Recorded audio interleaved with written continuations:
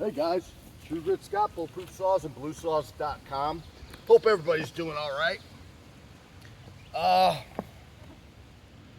This is going to be part 4, I think, of these 366 Pros, and I'm slowly getting into the saw in my spare time. And what I've done now is I went back to the original carb, because yesterday I ran it, I put on one of my modded carbs, the saw ran the way I thought it should. So, okay, I have a little bit of a carb issue with the Walbro. What is it? I talked to my buddy, Mr. Morgan, and he says the bypass, it's getting too much fuel. You can't lean it out as much as you need to. Okay, I'm not hip to this. Why am I not hip to this carb thing? I'm pretty good with carbs. I mean, I'm not Joe super expert that could tell you every path and channel of a, well, I guess I can, but there's some guys who know carbs, like they could design carbs. I'm not that guy. A lot of the carbs we do have, you know, removable jets, things like this. This is a fixed jet carb. And on the fixed jet carb, you have a fixed jet and you have a bypass in the body of the saw. And this specifically, it acts like a governor. You can't lean the saw out too much, so you can't blow it up. That makes a lot of sense to me, because a lot of people like to lean out their saws too much and blow them up, so I see why a manufacturer does that. So we're talking it through, and he says plug the jet, leave the bypass. The bypass is controlled by the high needle. Okay. I plug up the main jet, the fixed jet in it. I go to start it. I have a couple problems immediately, and I'm like, I must have did something wrong. Give it a few more pulls, and I'm not talking I had problems for 5 minutes. I had problems for 30 seconds getting fuel into it. Once I got fuel into it, I richen it up. It richens up and acts slow. I lean it out. It's leaning out. It's doing everything I want and blipping it. It sounds good, so I figured I'd make a couple cuts. Then I can compare it to what we had yesterday, and I fully expect with this carb modded to eliminate, you're not eliminating the bypass, you're actually eliminating the main jet, but with eliminating that and making it tunable again, I expect this to perform as good as the modified carb. Well, why do you say that? Isn't the modified carb better? Yes, but not in isolation. And that's one of the things I figured I'd talk about real quick. A lot of the mods you do on a saw, one mod may or may not give you something extra. Often a muff mod will, but bigger venturi on a carb, different things may not give you everything. It's kind of like when guys will put some kind of cold intake, air intake on their car, but they don't open the exhaust. It may negligibly help, but to really get the full benefit, you need to open up the exhaust too. I guess that's the easiest way I can explain it. And with the modded carbs, you get the best results from doing all the other things. You need the open muffler, the base gasket, the squish, all the different things that go into the performance. Now they all start working, I hate to use the word, but synergistically. They all work together.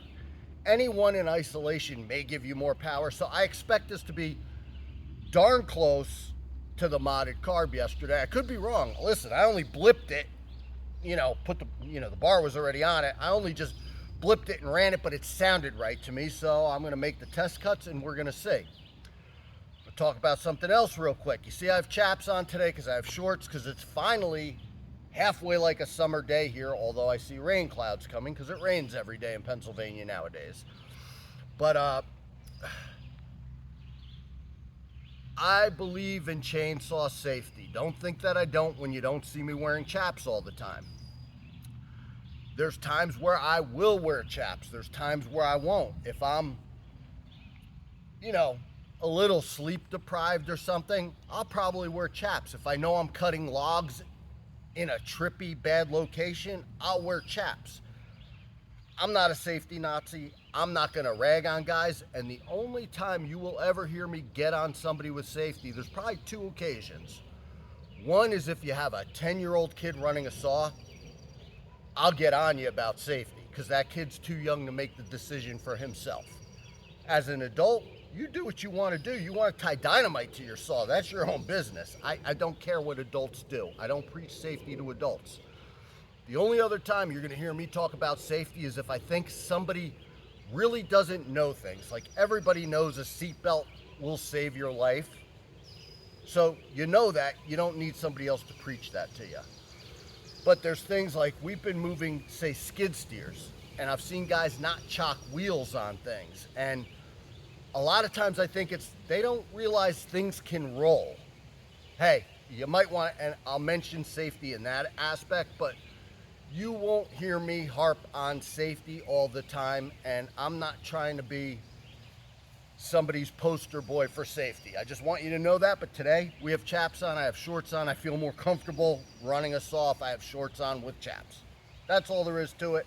Not turning into Joe's safety girl. I think the people who do that are some type of Karens when they preach safety. You're an adult, you make your own decisions on what works, what doesn't. All right, enough too much on that. I'm gonna pause this, I'm gonna start her up, I'll give her a minute to warm up, and then I'll make some cuts. And hopefully I'm right about this. All right, fingers crossed, guys.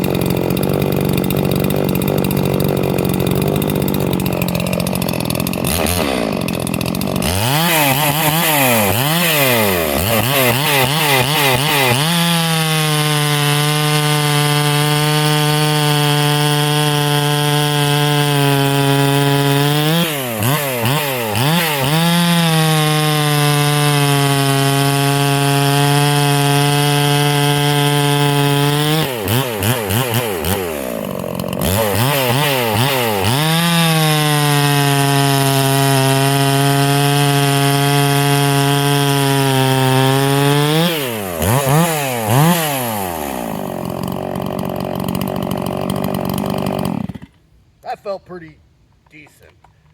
All right. The problem is I know how much more's in there, and I can feel it between throttle response and torque, and that's a great running saw. 9 guys out of 10 are going to be totally happy with that, but we're going to go to the next steps with them just to see what we could get out of them. To me, with that, blocking off that main jet, that saw needed it, and it made a big difference. And here's what I don't know. I have another test to do. I'm gonna swap out that carb with one of the older carbs that I had. And that older carb I had on the old 366s. And it ran wonderfully. Lean it out, ran it, it was fine.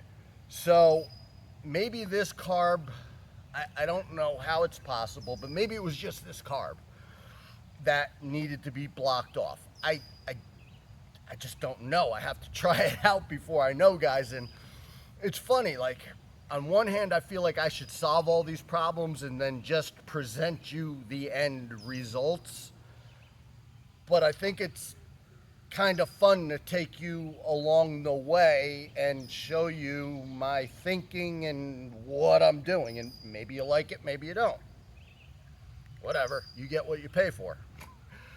That's about it. I'll probably swap out that carb. I may actually make another video before the sun's back out. Maybe it's not gonna rain. So maybe I'll get to swap out that carb, try the other one just to see if I'm crazy. Because it's interesting, if 2 carbs in a row, I don't have problems with these Walbros. I don't have problems with carbs very often. Old carbs that have been around for 20 years, yeah, I have problems here and there with them, you know, rebuild, whatever. But I generally don't have problems with the known good carbs. I don't have problems with. So if that carb does the same thing, it's making me think that the configuration on the Pro, it's pulling air different. Something's different that I don't understand yet. And again, it takes some tinkering and some playing around and some swapping stuff back and forth and putting this carb on another. So it just takes time to do in the middle of my day. I don't want you guys to think I'm not working, because I'm always working, but I got to do this stuff too. Anyhow, I think that's it for a video. We talked about more than I wanted to. True Grit Scott, Bulletproof Saws and BLUESAWS.com. Thanks for watching. Stay safe, guys.